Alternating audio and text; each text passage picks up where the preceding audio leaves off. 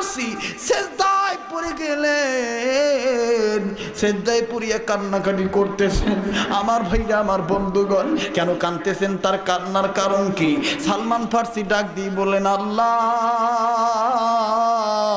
আমি কেমন করে বলি গো, তোমার নবী তো 3 দিন আগে দুনিয়ার থেকে বিদায় হয়ে গেছে। মাবুদ গো, আমি কেমন করে বলি তোমার নবী দুনিয়ায় নাই। ও মাবুদ গো, তোমার নবীকে তো তুমি 2-3 দিন আগে নিয়ে চলে এসো, আর তোমার নবী তো এখন মাটির নিচে শুয়ে আছে। ও আল্লাহ, তোমার নবীকে তো তুমি তোমার কাছে নিয়ে চলে এসো।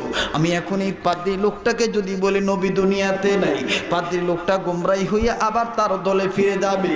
মাবুদ গো,